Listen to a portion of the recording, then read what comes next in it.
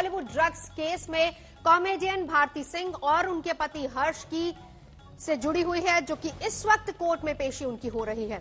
NCB ने दोनों को किला कोर्ट में पेश किया है। फिलहाल वहां सुनवाई जारी है। कोर्ट से एनसीबी भारती के पति हर्ष की रिमांड मांगेगी। ड्रग्स केस में घंटों की छापामारी और तलाशी के बाद एनसीबी ने भारती सिंह को गिरफ्तार किया था। सुबह उनके पति की भी गिरफ्तारी हो गई। भारती और हर्ष ने गांजा पीने की बात भी कबूल की है।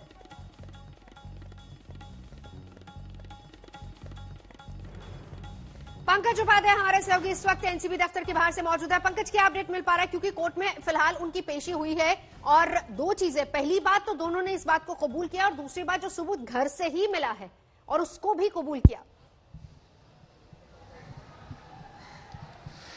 देखिए नवजोत, इस वक्त कोर्ट में पेशी तो हो रही है भारती सिंह की और उनके हस्बैंड हर्ष लिंबाचिया की, लेकिन कल तक जहां बात सिर्फ कंजम्पशन तक रही थी, लेकिन आज स्पेशल पब्लिक प्रोसिक्यूटर ने यह भी कहा है कि हर्ष लिंबाचिया पे तो फाइनेंसिंग का चार्ज भी है। यानी अब देखना पड़ेगा कि अगर एनडीपीएस एक्ट के तहत 27A का चार्ज लग जाता है तो फिर मामला और गंभीर हो जाएगा, क्योंकि इसमें तो 10 से 20 साल की सजा का प्रावधान है और मामला और ज्यादा गंभीर हो जाएगा। स्पेशल पब्लिक प्रोसिक्यूटर ने यहां तक कहा है कि वो एनसीबी रिमांड मांगेंगे हर्ष की। हालांकि उन्होंने इस तरफ जरूर इशारा किया है जब भारती सिंह के लिए जुडिशियल कस्टडी मांगी जा सकती है, और उसका कारण यह है कि इन दोनों ने कल ही एनसीबी के ऑफिशियल्स के सामने कबूल लिया था कि उन्होंने गांजे का कंजम्पशन किया था। कल ही हमें बता दिया गया था कि स्पेशल टिप ऑफ था, क्योंकि जब एक 21 साल के ड्रग पेडलर को एनसीबी ने पकड़ा था, उसने तमाम जानकारियां दी थी, सप्लाई चेन भी बताई थी। उसके पास से खुद कमर्शियल क्वांटिटी में ड्रग्स मिली थी और उसने ही भारती सिंह का और हर्ष का नाम भी लिया था। आज जब हमने स्पेशल पब्लिक प्रोसिक्यूटर से यह पूछा क्या इस सप्लाई चेन का भी पता चला है, तो उन्होंने कहा कि उनके पास बहुत एविडेंस है। एविडेंस के बारे में वो ज्यादा जानकारी नहीं देंगे, लेकिन फाइनेंसिंग का चार्ज भी हर्ष लिंबाचिया पे इस वक्त लगाया जा रहा है। कोर्ट में पेशी चल रही है, अब देखना पड़ेगा कि कौन कौन से चार्जेस इन्वोक किए जाते हैं। पंकज, अगर ऐसा होता है, अगर फाइनेंसिंग का चार्ज लगता है तो सीधे सीधे हर्ष और भारती दोनों की मुश्किलें काफी बढ़ जाएंगे। 27A का चार्ज अगर लगेगा तो। जी हाँ, बिल्कुल सही कहा आपने। हम पिछले कई महीनों से देखते हुए आ रहे हैं, चाहे वो रिया चक्रवर्ती का केस क्यों नहीं था, जब 27A of the NDPS act लग जाता है, इसमें बेल मिलना बहुत ज्यादा मुश्किल हो जाता है और सजा का जो प्रावधान है वो 10 साल से लेकर 20 साल तक का रिगरस इम्प्रिजनमेंट है। अब ये इसलिए हो सकता है क्योंकि यहां पर स्पेशल पब्लिक प्रोसिक्यूटर ने कहा कि फाइनेंसिंग का चार्ज भी लग रहा है। क्या सप्लाई चेन पकड़ में आ गई है एनसीबी के अधिकारियों की? क्योंकि पहले से ही हम दर्शकों को बताते आ रहे हैं कि यहां पर ऑफिशियल्स ने पिछले कई हफ्तों से जो छापेमारी करी है, उसके बाद 20 से ज्यादा ऐसे ड्रग पेडलर्स हैं जिनको अपनी हिरासत में लिया है। रोज सर्च ऑपरेशंस कराए जाते हैं, सबब इलाकों में रोज पूछताछ होती है और उसके बाद एनसीबी अधिकारियों का कहना है कि उनके पास बहुत ज्यादा इंफॉर्मेशन है। सिर्फ भारती सिंह और उनके हस्बैंड हर्ष लिंबाचिया ही नहीं, एनसीबी के अधिकारियों का कहना है अभी तो कई टीवी पर्सनैलिटीज, कई बॉलीवुड पर्सनैलिटीज उनके स्कैनर्स में हैं। यानी आज जो कोर्ट में कार्रवाई हो रही है, जो पेशी हो रही है, उसके बाद काफी कुछ जानकारी सामने आने वाली है। बिल्कुल बिल्कुल, क्योंकि वो डॉसियर भी एक तैयार किया हुआ था और उसी के तहत अब धीरे धीरे पूरी इन्वेस्टिगेशन आगे बढ़ रही है। हमारे साथ इस वक्त मुस्तफा शेख भी मौजूद है। मुस्तफा, क्या अपडेट है? फिलहाल कोर्ट में क्या चल रहा है अभी?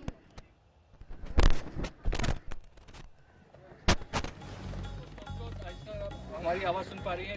इसी कोर्ट में जो है भारती और उनके जो हस्बैंड है उन्हें प्रोड्यूस किया गया है। इस वक्त हियरिंग जो है चल रही है। किसी वक्त ये पता चल सकता है कि जुडिशियल कस्टडी या पुलिस कस्टडी क्या दी गई है। माना जा रहा था कि जो सरकारी वकील है उन्होंने ये कहा था कि हर्ष की कस्टडी मांगी जा सकती है। तो ये अब देखना होगा, थोड़ी दिन पता चलेगा कि किस तरीके से कोर्ट की प्रोसीडिंग हुई है, उसमें क्या हुआ है। बिल्कुल मुस्तफा, कोर्ट की प्रोसीडिंग पर लगातार नजर आप बनाए हुए हैं। इस बीच हमारे साथ पंकज उपाध्याय भी लगातार जुड़े हैं। ऐसे में सबसे अहम ये, पंकज, वो जो डॉजियर की बात आ रही थी जिसमें ये कहा जा रहा था कि इसमें बहुत बड़े बड़े नाम है, चाहे वो टीवी जगत से हो, चाहे वो बॉलीवुड से हो, बहुत बड़े बड़े नाम है, उसी कड़ी को आगे बढ़ाते हुए क्या जांच एनसीबी आगे कर रही है? और दूसरा सवाल जो जानना चाहेंगे, पहली बात तो अभी तक कहा जा रहा था कि कंजम्पशन, और दूसरी बात लिंक्स की भी बात हो रही थी। अगर रिमांड में लिया जाता है तो फिर क्या आगे के लिंक्स जोड़ने की कोशिश रहेगी? जी हाँ, ये बड़ा अच्छा सवाल है। जहां तक एनसीबी अधिकारियों का कहना है, उनका कहना है कि ये ऑनगोइंग इन्वेस्टिगेशन है। उनको पता लगाना है ये जो ड्रग कार्टेल्स हैं और बॉलीवुड की जो इंडस्ट्री है या टीवी की इंडस्ट्री है, वो तार कहां कहां तक और कितने गहरे हैं, कहां कहां फैले हुए हैं। अब भारती सिंह और टीवी जगत में आज के दिन में एक बहुत बड़ा नाम है, जानी मानी वो शख्सियत है।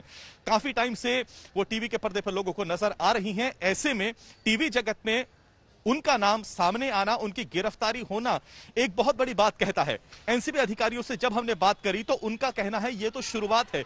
वो डे वन से कहते आ रहे हैं कि उनका फोकस बॉलीवुड भी है और टीवी जगत भी है, क्योंकि उनका मानना है कि ये जो ड्रग कार्टेल है, ये जो नेक्सस है, न सिर्फ टीवी जगत में बल्कि बॉलीवुड में भी काफी डीप है, काफी गहरा है। इसलिए ही ऑनगोइंग इन्वेस्टिगेशन इनकी पिछले कई हफ्तों से चल रही है। जैसा कि मैंने बताया, 20 से ज्यादा ड्रग पेडलर्स हैं इस वक्त जो नारकोटिक्स कंट्रोल ब्यूरो के पास में हैं, जिनसे हर रोज पूछताछ करी जा रही है, हर रोज नई जानकारियां सामने मिल रही है। जिस डॉसियर की आप बात कर रही हैं उसमें करीब 20 से ज्यादा जाने माने फिल्मी जगत के। बड़ी खबर पंकज, रोकना चाहूंगी आपको। बड़ी खबर यह है कि हर्ष लिम्बाचिया को न्यायिक हिरासत, और अब सीधा चलेंगे हमारे साथ मुस्तफा शेख। मुस्तफा, क्या अपडेट वहां से?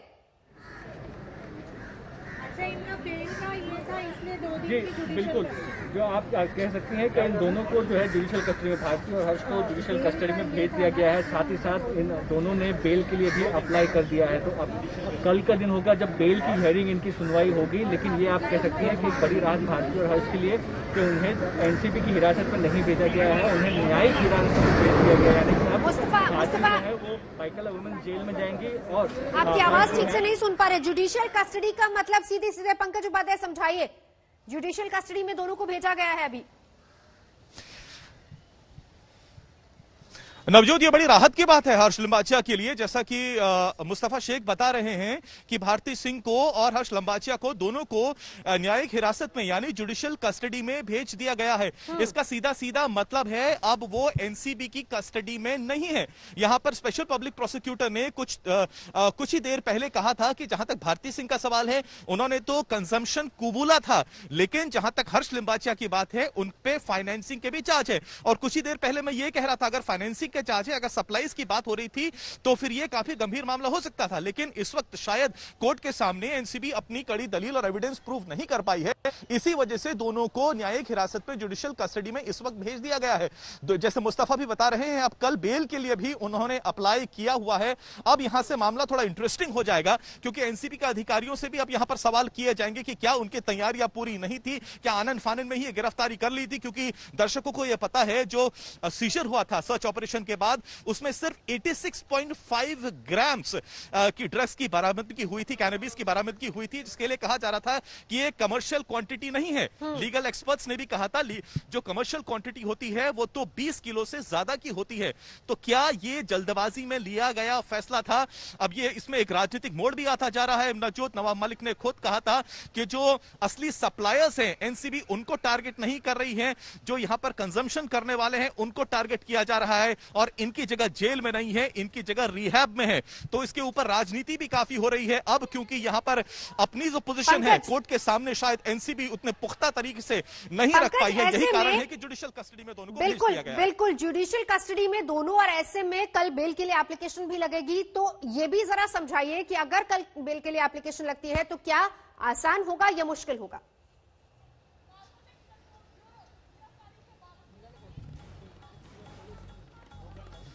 नवजोत, थोड़ा सा आवाज यहां पर थोड़ी सी कमजोर है, शायद नेटवर्क अच्छा नहीं है। क्या आप अपना सवाल फिर से कर पाएंगे? मेरा सवाल सीधा ये है पंकज, जुडिशियल कस्टडी में दोनों को भेजा गया है, इसके बाद जब बेल की एप्लीकेशन लगेगी तो क्या वो रास्ता आसान होगा दोनों के लिए या मुश्किल होगा? जी हाँ, अब देखिए यहां से रास्ता बड़ा आसान हो जाएगा कि जैसे लीगल एक्सपर्ट्स खुद कह रहे थे कि यहां पर जो बरामदगी हुई है, हालांकि सीजर जरूर हो गया है। देखिए सबसे पहले क्या था कि जो ड्रग पेडलर है उसने भारती सिंह का और हर्ष का नाम ले लिया था, तो मुसीबतें बढ़ गई थी। दूसरा, टिप ऑफ के बाद जब सर्च ऑपरेशन किया गया, जब रेड करी गई तो एक्चुअल सीजर भी हो गया। 86.5 ग्राम कैनबिस की बरामदगी भी हो गई, ये एक बड़ी बात थी। तीसरा, जब उनको यहां समन किया गया, पूछताछ करी गई, तो उन्होंने खुद एक्सेप्ट भी कर लिया, कबूल भी कर लिया कि हाँ, उन्होंने तो गांजे का कंजम्पशन कंजम्पशन किया था। तो ये 3 बड़े महत्वपूर्ण पॉइंट्स हो गए थे। लेकिन लीगल एक्सपर्ट्स का यह कहना था कि जो जितनी बरामदगी हुई है वो कमर्शियल क्वांटिटी की नहीं है। अगर 1000 ग्राम से ज्यादा का भी होता तो यहां पर मुसीबतें दोनों की बढ़ सकती थी। लीगल एक्सपर्ट्स ये भी कहते हैं अगर बरामदगी 20 किलो से ज्यादा की होती है गांजे की, तब उसको कमर्शियल क्वांटिटी माना जाता है। भारती सिंह, हर्ष लिंबाचिया वैसे भी फर्स्ट टाइम ऑफेंडर्स यहां पर नजर आते हैं। ऐसे में बेल के लिए जब आप अप्लाई करेंगे तो शायद उतनी मुश्किलात नहीं होनी चाहिए। वैसे भी अब फिलहाल उनको जुडिशियल कस्टडी मिल गई है। यह देखते हुए साफ तौर पर कहा जा सकता है कि एनसीबी कोर्ट ऑफ लॉ के आगे अपना उतना पुख्ता केस और एविडेंस नहीं पेश कर पाई, नहीं प्रेजेंट कर पाई। लेकिन पंकज, जब यहां पर जिसका जिक्र आप कर रहे थे, जिस फाइनेंशियल एंगल्स का जिक्र कर रहे थे, जिस फाइनेंशियल चार्जेस का जिक्र कर रहे थे, उसमें फिर अब आगे क्या होगा? क्योंकि वो बातें भी सामने आ रही थी।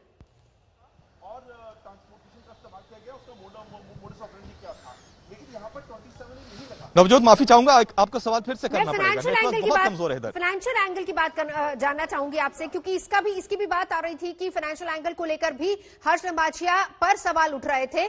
उसमें क्या अपडेट है अभी?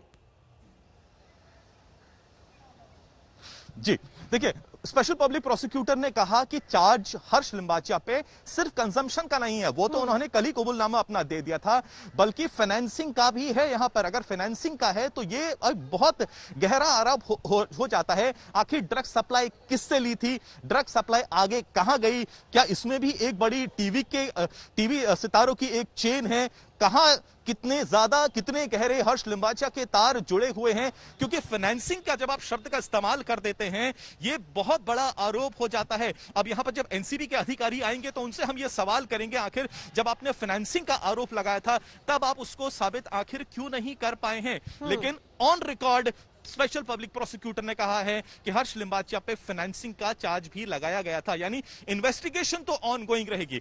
हालांकि फिलहाल जुडिशियल कस्टडी दे दी गई है, लेकिन एनसीबी की जो इन्वेस्टिगेशन वो आगे चलती रहेगी। हर बार जब हम एनसीबी के अधिकारियों से बातचीत करते हैं तो उनका कहना है कि उनके पास पुख्ता एविडेंस है और उनके पास जो पूरा डॉसियर है उसमें कई नामी गिरामी लोगों के नाम शामिल है।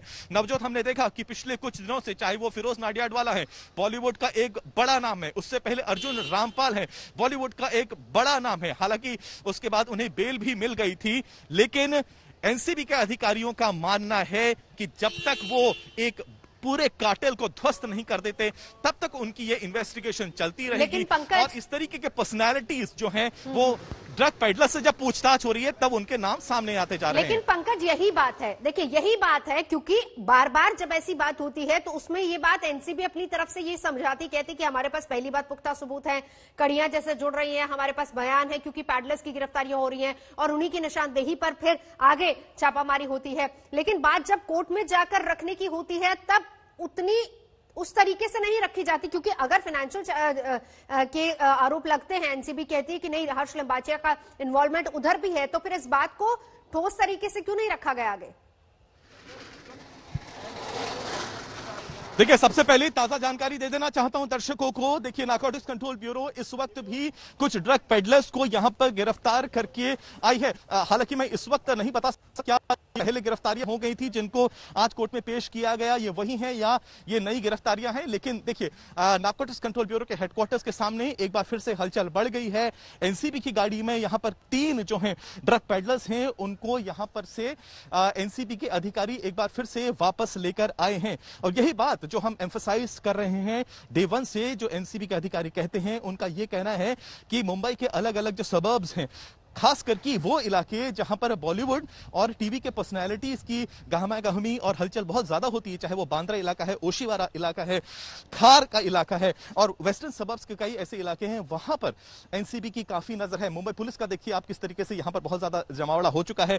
इससे हमें आगे नहीं जाने दिया जा रहा है, क्योंकि इस पूरे एरिया को एक बार फिर से बैरिकेड कर दिया गया है। ये इस बात का भी इंडिकेटर है कि आज शायद यहां पर और ज्यादा हाइटेंड एक्टिविटी हो सकती है। लेकिन जैसा कि आपने सवाल भी किया कि एनसीबी अपना केस तो सामने रख रही है, लेकिन हर बार ऐसा नहीं हो पा रहा है कि कोर्ट ऑफ लॉ में जाके वो अपनी पोजीशन रख पाए। देखिए, ये बहुत जरूरी है कि अपना जो एविडेंस है, जो सेट ऑफ एविडेंस है, उसको लेके जब कोर्ट ऑफ लॉ के सामने एनसीबी के अधिकारी जाते हैं तो वो वहां पर कोर्ट ऑफ लॉ में जो अपना दावा करते हैं वो पुख्ता रखें, पेश कर सकें। पहले ही ये जो कमर्शियल क्वांटिटी की बात थी, ये एक बहुत बड़ा कंट्रोवर्शियल इशू बन चुका है। 27A की जो बात है, जो illicit financing of illicit drugs and harbouring of offenders की बात थी, वो काफी कंट्रोवर्सी पहले ही गेन कर चुका है जब से रिया चक्रवर्ती का मामला सामने आया था।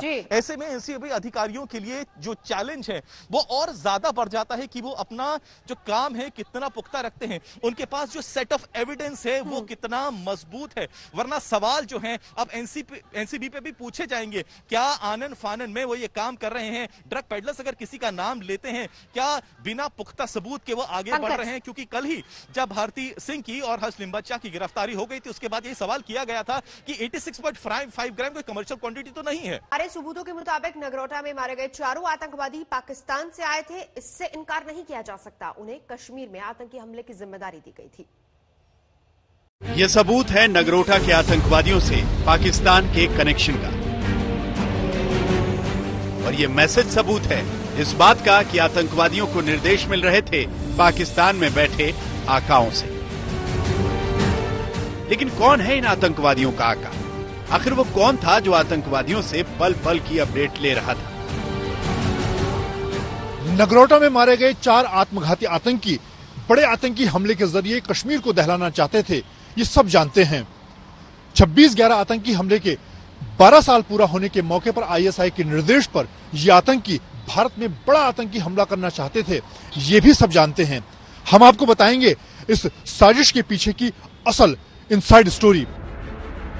अब आतंकवादियों के आकाओं के नाम भी सामने आ चुके हैं, जिसके साथ आतंकी लगातार संपर्क में थे, और वो आका कोई और नहीं बल्कि खुद जैश-ए-मोहम्मद का ऑपरेशनल कमांडर असगर रऊफ था। वो असगर रऊफ जो जैश का सरगना और पुलवामा के मास्टरमाइंड आतंकी मसूद अजहर का छोटा भाई है। आज तक को उच्च सरकारी सूत्रों से पता चला है कि नगरोटा में मारे गए आतंकवादी पाकिस्तान में रऊफ, असगर और कारी जार से लगातार बात कर रहे थे। चारों आतंकवादी कश्मीर घाटी में जैश के कमांडर असगर खान कश्मीरी से भी लगातार संपर्क में थे। आतंकवादियों के पास से मिले जीपीएस डिवाइस से यह भी पता चला है कि रऊफ असगर उसी शकरगढ़ बॉर्डर पर मौजूद था जो पाकिस्तानी रेंजर्स का हेडक्वार्टर है और जहां से पाकिस्तानी सेना ने आतंकवादियों की भारत में घुसपैठ करवाई थी। यानी आतंकवादियों के फोन में जो मैसेज मिले हैं वो मैसेज जैश का कमांडर और मसूद अजहर का छोटा भाई असगर रऊफ भेज रहा था। आज तक को मिली एक्सक्लूसिव जानकारी के मुताबिक नगरोटा इनकाउंटर के बाद इन आतंकियों से जो मोबाइल और सैटेलाइट फोन मिले हैं उसमें जिस तरह की जानकारी मौजूद है उससे साफ साबित होता है कि जो मास्टरमाइंड अब्दुल रऊफ असगर था वो लगातार इन आतंकियों के संपर्क में था। सकरगढ़ कैंप से निकलने से लेकर नगरोटा इनकाउंटर तक लगातार वो उन्हें निर्देश दे रहा था, उनसे जानकारी ले रहा था। जैश के कमांडर असगर रऊफ ने ही कश्मीर को दहलाने की पूरी प्लानिंग की थी और ये सब उसने पाकिस्तानी खुफिया एजेंसी आईएसआई के इशारे पर किया था। आज तक के पास पुख्ता जानकारी है कि आईएसआई ने ही कश्मीर में पुलवामा से भी बड़ा आतंकी हमला करने की जिम्मेदारी जैश-ए-मोहम्मद को दी थी। कश्मीर में आतंकी हमले की पूरी योजना ग्लोबल टेररिस्ट मसूद अजहर के छोटे भाई असगर रऊफ ने बनाई थी। वारदात को अंजाम देने की जिम्मेदारी भारत पाक बॉर्डर पर मौजूद जैश की शकरगढ़ यूनिट को दी गई थी। शकरगढ़ बॉर्डर पर मौजूद जैश के टेरर कैंप से ही चारों आतंकवादियों का चुनाव किया गया था। इतना ही नहीं, मारे गए चारों आतंकवादियों को आत्मघाती हमले की ट्रेनिंग भी दी गई थी। शकरगढ़ में ही पाकिस्तानी रेंजर्स का हेडक्वार्टर भी है, यानी जैश को हमले की जिम्मेदारी आईएसआई ने दी थी और जैश के आतंकवादियों की भारत में घुसपैठ की जिम्मेदारी पाकिस्तानी सेना ने उठाई थी।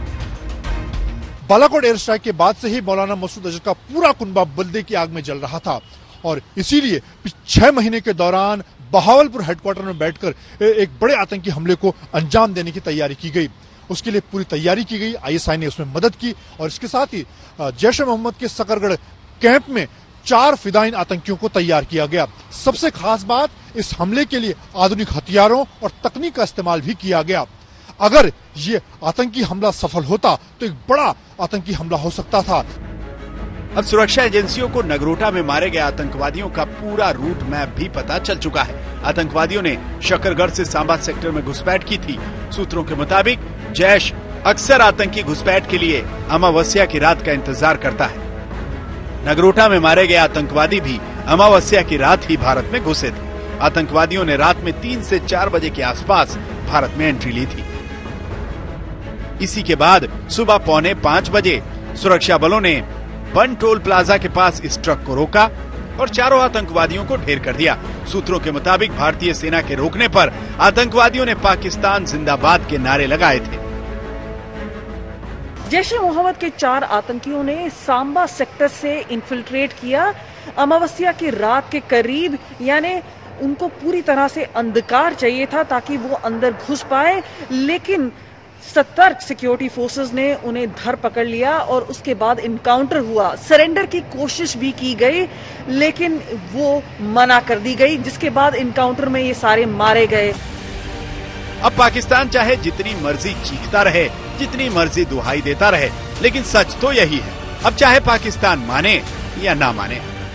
दिल्ली से मनजीत नेगी के साथ आज तक ब्यूरो।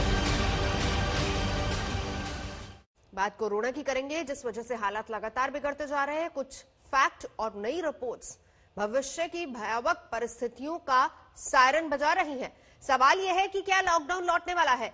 क्या चाइनीज वायरस का विस्फोट सबसे बड़े नरसंहार की स्क्रिप्ट लिख चुका है?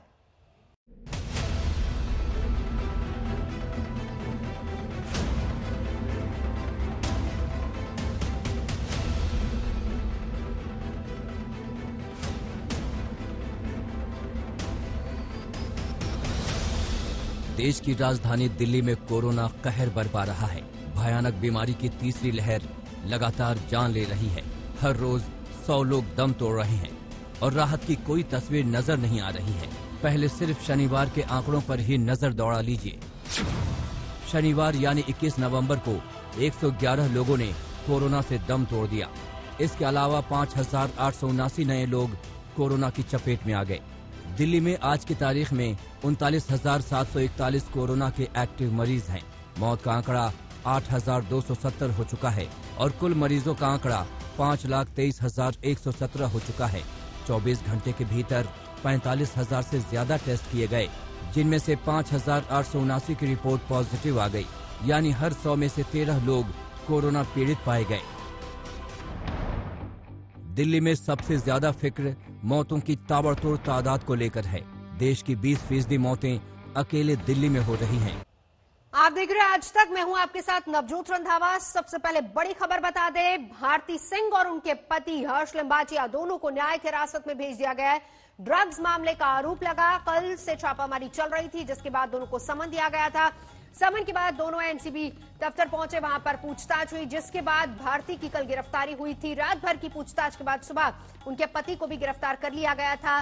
दोनों को आज मेडिकल टेस्ट करवाने के बाद कोर्ट में पेश किया गया। पंकज उपाध्याय हमारे साथ इस वक्त जुड़ चुके हैं बड़ी खबर पर। पंकज, जानना ये चाहेंगे क्योंकि अब जुडिशियल कस्टडी में दोनों को भेज दिया गया है, तो इसके बाद कहां ले जाया जाएगा दोनों को? देखिए, जहां तक भारती सिंह का सवाल है तो उनको भाईकला वुमेन्स जेल में भेज दिया जाएगा। एक रात तो इनको यहीं काटनी पड़ेगी। हालांकि कल उनकी बेल एप्लीकेशन आएगी सेशंस कोर्ट में। और जहां तक सवाल हर्ष लिम्बाचिया का है तो वैकेंसी जहां भी रहेगी उसके हिसाब से या तो फिर आर्थर रोड जेल में या फिर उनको तलोजा जेल में आज भेज दिया जाएगा।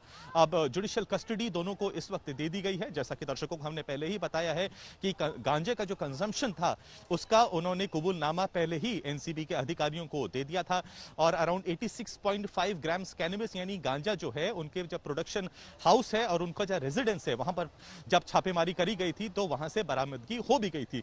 इसके अलावा भी अब जो ड्रग पेडलर है जिसकी गिरफ्तारी कल हुई थी, 21 वर्ष का जो ड्रग पेडलर है, इसने भी भारती सिंह का और हर्ष का नाम ले लिया था। अब ये तीनों पॉइंट अब इसलिए भी महत्वपूर्ण हो जाते हैं क्योंकि कल जब बेल हियरिंग होगी तब, हालांकि ये कहा जा रहा है अब क्योंकि जुडिशियल कस्टडी मिल गई है अब बेल मिल पाना उतना मुश्किल नहीं होगा, क्योंकि वैसे भी जो क्वांटिटी मिली है ड्रग्स की वो कमर्शियल क्वांटिटी नहीं है। लेकिन कल जब बेल को अपोज करेगी नारकोटिक्स कंट्रोल ब्यूरो तब वहां पर अपने क्या वो आर्ग्यूमेंट्स रखने वाली है। अब जज पर भी काफी कुछ निर्भर करेगा, वो पूरी स्थिति को आखिर किस तरीके से देखते हैं। अगर एनसीबी अपनी तरीके से अब अगर वो आर्ग्यूमेंट्स देता है कि पूरी सप्लाई चेन को उसे अभी भी पकड़ना है। कई और ऐसे नाम हैं जो उसके पकड़ में आए हैं इंटरोगेशन के बाद ड्रग पेडलर्स के लिए। तो शायद ये एक यहां पर एक कहा जा सकता है कि ऐसा भी हो सकता है कि बेल अपोज हो जाए। लेकिन फिलहाल अभी जो स्थिति बनी हुई है, क्योंकि भारती सिंह को और हर्ष लिम्बाचिया को दोनों को जुडिशियल कस्टडी दे दी है, इसका सीधा सीधा सा मतलब है कि उतने पुख्ता सबूत कोर्ट ऑफ लॉ के सामने एनसीबी प्रस्तुत नहीं कर पाया है। तो कल भी एक महत्वपूर्ण दिन होने वाला है। लेकिन एनसीबी के अधिकारियों का कहना है कि अभी भी उसके रेडार में काफी ऐसे लोग हैं, जाने माने लोग हैं, जो टीवी जगत से रिलेटेड हैं, बॉलीवुड जगत से रिलेटेड हैं। और हर रोज, जैसे कि कुछ देर पहले भी मैंने नवजोत यहां पर दिखाया था, 2 ड्रग पेडलर्स थे, इनफैक्ट 3 ड्रग पेडलर्स थे, जिनको लेकर एनसीबी के अधिकारी आज के दिन भी आए थे। जी नजर बनाए रखे पंकज, हम लौटेंगे आपके पास। पंकज हमारे सहयोगी जानकारी दे रहे हैं। सबको हंसाने वाली comedy queen Bharti Singh drugs case में उलझ गई हैं। घर से गांजा बरामद होने के बाद नार्कोटिक्स ब्यूरो ने गिरफ्तार किया। अब कोर्ट ने भारती और उनके पति हर्ष को 4 दिसंबर तक जेल भेज दिया है।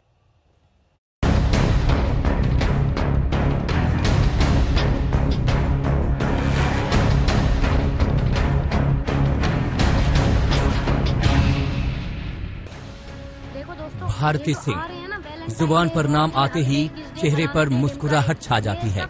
मंचों से हंसा हंसा कर लोटपोट करने वाली भारती अब नशे के फेर में पड़ गई है।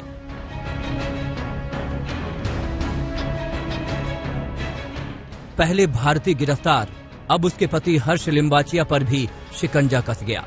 नारकोटिक्स ब्यूरो के सामने दोनों ने ड्रग्स के इस्तेमाल की बात कबूली। कॉमेडियन भारती सिंह ने अपने करियर की शुरुआत छोटे रोल से की थी, लेकिन आज वो नारकोटिक्स कंट्रोल ब्यूरो की गिरफ्त में है। भारती सिंह और उनके हस्बैंड हर्ष को नारकोटिक्स कंट्रोल ब्यूरो ने अरेस्ट कर दिया है। ये कार्रवाई तब हुई है जब उनके घर से गांजा बरामद हुआ था। कॉमेडी क्वीन भारती सिंह की हंसी कल उस वक्त गायब हुई जब एनसीबी की 3 टीमों ने एक साथ भारती और उसके पति हर्ष लिम्बाचिया के घर पर छापे मारे। ये छापे वर्सोवा, लोखंडवाला और सबब में की गई। इस छापेमारी में भारती सिंह के घर से 86.5 ग्राम गांजा बरामद हुआ। घर से ड्रग्स की बरामदगी के बाद एनसीबी ने भारती और उसके पति को पूछताछ के लिए बुलाया। पूछताछ के लिए लाए हैं, बस पूछताछ के लिए लाए हैं। अरे नहीं भाई, पूछताछ के लिए लाए हैं। आपके ऊपर आरोप लगे कि आपने ड्रग्स लिए? नहीं, किसने आपको पूछताछ यहाँ पे लाया? भारती, तो आपके घर में जो बरामद है वो कहाँ से आते हैं? एनसीबी ने दोनों से देर रात तक सवाल जवाब किए। दोनों से पहले अलग अलग पूछताछ हुई, फिर दोनों को साथ बिठाकर सवाल दागे गए। इस पूछताछ में दोनों ने ड्रग्स लेने की बात मान ली। सूत्रों के मुताबिक एनसीबी ने भारती पर सवालों की बौछार कर दी। मसलन, आपके घर में ड्रग्स कैसे आया? कब ड्रग्स का सेवन किया? पहली बार ड्रग्स कब लिया? कौन कौन से ड्रग्स का सेवन किया? कहां से ड्रग्स खरीदा? कितने पैसे में खरीदा? ड्रग्स के लिए पेमेंट कैसे किया? किस किस पैडलर के संपर्क में रहा? क्या ड्रग्स की खरीद बिक्री भी की? क्या किसी सिंडिकेट को जानती हैं? एनसीबी ने भारती और उसके पति को रात भर एनसीबी दफ्तर में रखा। भारती की मां उनसे मिलने पहुंची, लेकिन इसकी इजाजत नहीं मिली। हॉस्पिटल और इस वक्त भारती और हर्ष को अंडर मेडिकल चेकअप के लिए ले जाया गया है। उनका कोविड टेस्ट होने वाला है यहाँ पे और उसके बाद में कोर्ट की पेशी होगी। कितनी देर में निकलते हैं वो देखना होगा और उसके बाद सीधे यहाँ से जाएंगे कोर्ट में। एनसीबी गिरफ्त में आए पैडलर की सूचना पर भारती तक पहुंची।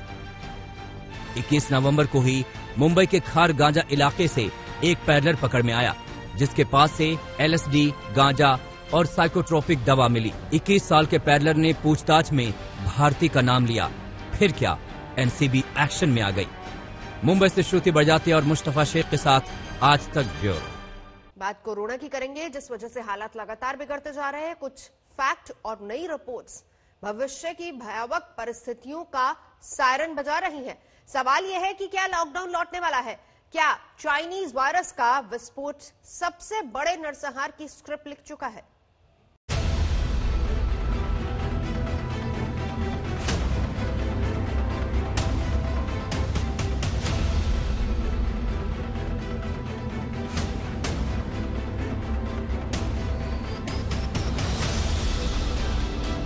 ये तस्वीर दिल्ली के अलग अलग इलाकों की है, लेकिन ये भीड़, ये बाजार और ये लोग उस महामारी के महा खतरे को दावत दे रहे हैं जिसने दिल्ली में तांडव मचा रखा है। चाइनीज वायरस के त्राहिमाम से दिल वालों की दिल्ली के होश उड़े हुए हैं। 24 घंटे में कोरोना की स्पीड फुल है और उसी स्पीड के कहर में जान गंवाने वालों का आंकड़ा बहुत ही डरावना है।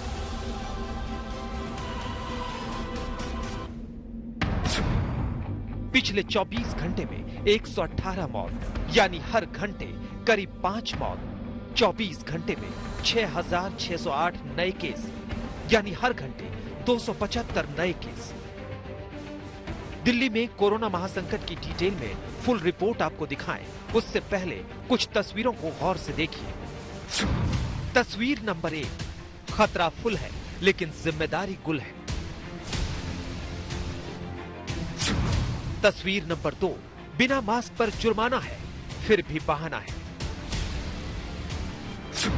तस्वीर नंबर 3, शमशान में मोक्ष के मार्ग में वेटिंग लिस्ट है। तस्वीर नंबर 4, हॉस्पिटल में पेशेंट फुल है, इलाज के लिए बेड कम है। तस्वीर नंबर 5, बहुत देर कर दी सरकार ने एक्शन लेने में। आईसीयू बेड्स में दिल्ली सरकार अपने अस्पतालों के अंदर 663 बेड्स की और व्यवस्था, नए बेड्स की व्यवस्था कर रही है और केंद्र सरकार ने 750 आईसीयू बेड्स देने का आश्वासन दिया है। दोनों मिला के मुझे लगता है 1413 और नए आईसीयू बेड्स, केंद्र सरकार के और दिल्ली सरकार के मिला के 1413 और नए आईसीयू बेड्स इससे उपलब्ध हो जाएंगे। आपको लगता होगा कि कोरोना की रफ्तार पर ब्रेक नहीं लगी तो दिल्ली में किस हद तक बढ़ेगा? अगर संक्रमण नहीं रुका तो भारत कैसे निपटेगा? पूरी स्ट्रेटजी क्या होगी? ये तभी समझ में आएगा जब आप मोबाइल पर घूमने वाली वायरस खबरों से निकलकर प्रॉपर रिसर्च वाली सही रिपोर्ट देखेंगे। आज तक की टीम ने टॉप ऑफिसर से प्रमाणिक और पुख्ता डिटेल जुटाई है। आज तक ने ग्राउंड जीरो से एक एक सच कैमरे में कैद किया। दिल्ली में बेकाबू कोरोना पर कंट्रोल पाने के लिए अलग अलग लेवल्स पर एक्शन चल रहा है। एक्सपर्ट्स की कई टीमें, डॉक्टर्स की टीम और टॉप ऑफिशियल्स की टीम कोविड कंट्रोल रूम से एक एक मूवमेंट पर नजर रख रहे हैं। पर आखिर एक्शन के बावजूद भी दिल्ली में क्यों डरा रहा है कोरोना? देश के नक्शे में रेड जोन कहें या फिर डेंजर जोन कहें, आज की तारीख में सबसे बड़ा खतरा दिल्ली पर है। चौंकाने वाली बात यह है कि दिल्ली में कोरोना का 3rd डिग्री अटैक शुरू हो गया है, यानी 3rd लहर अपने साथ 3rd डिग्री का टॉर्चर लेकर आई। आज की तस्वीर को देखकर दिल्ली वालों के जहन में कुछ तस्वीर घूम रही है। क्यों दिल्ली पर सबसे बड़ा डेंजर है? क्या न्यूयॉर्क जैसा हाल दिल्ली का होगा? क्या इटली जैसा हाल दिल्ली का होगा? क्या स्पेन जैसा हाल दिल्ली का होगा? दिल्ली में कोरोना वायरस के केसेस लगातार बढ़ रहे हैं। दिवाली से पहले ही बहुत लोगों को देखा गया जिन्होंने कोविड नॉर्म्स का बिल्कुल पालन नहीं किया ग्राउंड पे, और इसी को देखते हुए दिल्ली सरकार की हेल्थ डिपार्टमेंट ने एक नोटिफिकेशन जारी किया है जिसके तहत 2000 रुपए का फाइन लगेगा उन लोगों पे जो मास्क नहीं लगा रहे हैं, जो थूक रहे हैं पब्लिक प्लेसेस पे और जो टबैको कंज्यूम कर रहे हैं पब्लिक प्लेसेस पे। अगर इस तरीके के रूल्स को कोई भी नजरअंदाज या फ्लाउट करता हुआ पाया गया, उस पे 2000 रुपए का फाइन लगेगा। दिल्ली में आज की जो तस्वीर है, नई तारीख में नया आंकड़ा और भी डरावना होगा। ऐसा क्यों, ये आपको तभी समझ में आएगा जब आप दिल्ली में कोरोना के बढ़ रहे केसेस की क्लियर पिक्चर समझेंगे। अब तक आपने कोरोना के खतरों के बारे में सैकड़ों बार सुना होगा और पढ़ा भी होगा। आज भी हम आपको आउट ऑफ कंट्रोल कोरोना की हेडलाइन दिखा रहे हैं। आखिर कोरोना से अब पहले से ज्यादा डरना क्यों जरूरी है, देखिए जरा।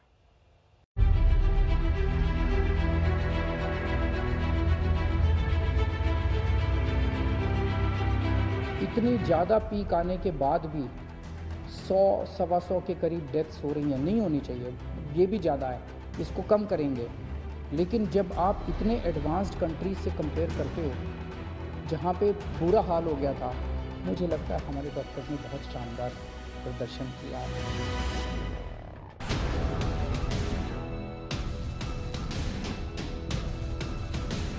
दिल्ली में कोरोना विस्फोट की सही तस्वीर समझने के लिए आपको आंकड़ों के फैक्ट्स को बहुत गौर से देखना और सुनना होगा। दिल्ली पर पिछले 2 हफ्तों में चाइनीज वायरस का संक्रमण किसी सुनामी की स्पीड से लोगों को शिकार बना रहा है। 15 दिन में 1,07,535 नए केस, 15 दिन में 1,389 लोगों की मौत। आपको ये याद रखना है कि देश में कुल डेथ केसेस में दिल्ली का परसेंट बहुत हाई है, यानी देश में कोरोना से हो रही मौत दिल्ली के कंपैरिजन में बहुत कम है। देश की आबादी 135 करोड़ है, दिल्ली की आबादी करीब 2 करोड़ है। 24 घंटे में देश भर में 564 मौत के केस, 24 घंटे में देश भर में 46,232 नए केस। अगर इन आंकड़ों को दिल्ली से कंपेयर करें तो कोरोना के कहर की क्लियर पिक्चर आपको समझ में आ जाएगी। देश में दर्ज हुई कुल डेथ 564 में दिल्ली के 118 मामले हैं, यानी दिल्ली को छोड़कर देश में 446 मौत हुई और सिर्फ दिल्ली में 118 मौत। इसी तरह देश भर में कुल केस 46,232 है, जिसमें दिल्ली के केस 6,608 है। अगर इसे टोटल में माइनस करें तो आंकड़ा आता है 39,624 नए केस। खतरा कितना बड़ा है ये दिल्ली के मुख्यमंत्री अरविंद केजरीवाल समझ रहे हैं और कोरोना के बेकाबू ग्राफ को कंट्रोल करने के लिए एक के बाद एक्शन ले रहे हैं। कोरोना को कंट्रोल करने के लिए केजरीवाल ने कुछ बड़े और कड़े कदम भी उठाए हैं। दिल्ली में बहुत सारे लोग मास्क पहन रहे हैं, लेकिन कई लोग अभी भी मास्क पहनते नहीं हैं। तो लोगों को मास्क पहनवाने के लिए कई बार जब कहने से बात नहीं बनती तो फिर थोड़ा सा टाइट करना पड़ता है। तो फाइन अभी 500 रुपये था, इसको बढ़ा के 2,000 रुपये फाइन किया जा रहा है कि जो मास्क नहीं पहनेगा उसके ऊपर 2,000 रुपये का फाइन लगाया जाएगा। कोरोना को कंट्रोल करने के लिए दिल्ली में जो बड़े कदम उठाए गए उसे भी समझिए। पहला कदम, मास्क नहीं लगाने पर 2,000 का जुर्माना। दूसरा कदम, 90 प्राइवेट अस्पतालों में 60% बेड रिजर्व। तीसरा कदम, MBBS के स्टूडेंट्स की ड्यूटी लगाई गई। चौथा कदम, शादी में गेस्ट की लिमिट 50 तक की गई। पांचवा कदम, बड़े पैमाने पर ICU बेड को बढ़ाया जा रहा है। लेकिन क्या दिल्ली में जो कदम केंद्र और केजरीवाल सरकार उठा रही है उसे उठाने में सरकार लेट हो गई? क्या एक्शन की टाइमिंग में हुई मिस्टेक ने दिल्ली को कोरोना का एपिसेंटर बना दिया है? दिसंबर में चाइनीज वायरस के कहर से दिल्ली का हाल क्या होगा? दिल्ली में कोरोना विस्फोट पर एक्सपर्ट की भविष्यवाणी क्या कहती है? दिल्ली के कोरोना कंट्रोल सेंटर से बहुत बड़ी खबर थोड़ी देर में आप देखेंगे। उससे पहले हमारी पड़ताल में कैमरे में जो तस्वीरें कैद हुई हैं, उन तस्वीरों का चौंकाने वाला विश्लेषण देखिए। कोरोना के कई साइड इफेक्ट भी हैं, क्योंकि दिल वालों की दिल्ली कोरोना काल में कई और तरह के संकट से जूझ रही है।